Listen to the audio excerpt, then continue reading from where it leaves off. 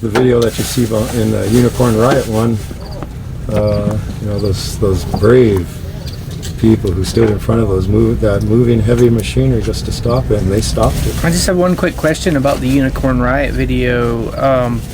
Were they shooting the whole time?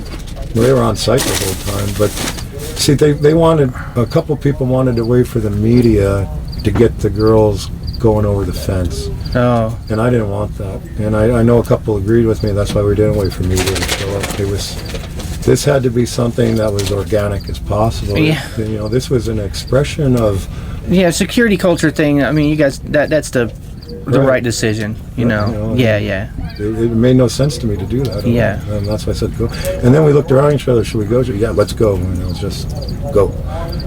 You said something earlier that I found deeply affecting, and that was that the women started crying in particular when the machine started cutting into the earth. That's what did it. That was the sense of helplessness that got to me personally. When I looked at my sister and our good friend who was there with us, our recent good friend, a tribal member here, a deeply traditional and spiritual woman crying, and I couldn't do anything. I felt I can't describe how I felt because I never quite felt that way. I've been to raucous protests, and seen some really interesting things in my life. I've never been part of something that made me personally feel where I had to do something then and now and forceful. Mm-hmm. But in the same way with restraint, without trying to be violent, without being violent, not without trying to be violent, without being violent, what can we do? And that's why I think it was brilliant with whoever came up with put sage in their hands too. That's all they were armed with was sage.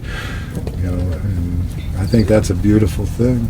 And as soon as they got out there, Moody County Sheriff walked on the site, John Eagle, Cultural Preservation Officer for the tribe, walked on the site, and the sheriff made the decision to shut down the machinery. It was unsafe. There was criminal activity going on. There were people running freely. It was an unsafe environment. So he shut down work, and work hasn't resumed since.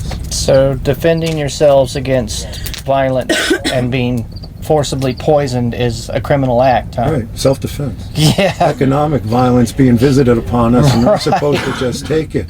Environmental violence being done to our relative, to our mother, and we're supposed to sit and take it.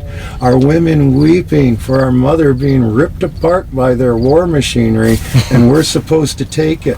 No, we fought back, and we fought back with women warriors with sage in their hand. There's our violence. Now, one or two, I don't know who did it, I don't know how it happened, but we could hear it happening, broke 3 windows on a bulldozer, and 1 or 2 security lights for the night lights that happened to be down on the ground. They weren't erected.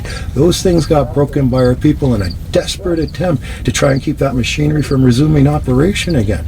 That's the only reason that happened. They didn't, they just didn't want to see that happen again. We came to stop a pipeline, and we stopped the pipeline on the West River side. And that's all that matters to me. Now they have the injunction where we can't go on the site or we're arrested. We can't interfere with the work at all or we're arrested.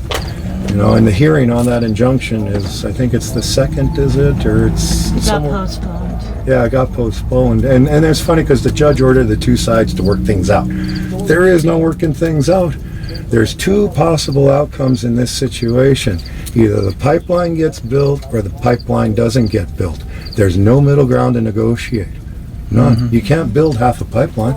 No. Okay. Well, then either the construction's going to continue underneath the Missouri River, or we're going to kill the black snake. That is no option. Well, that's a perfect, ending point for that and starting point for the next question. How exactly does the pipeline threaten the water? I know this might be news to you and others, Mike, but pipelines break. Not news to me. I just wanted it to be parsed out for the people on the interwebs. I apologize for the... Sorry. No big deal. That's the bottom line, though, isn't it? Yeah. There's just my own research.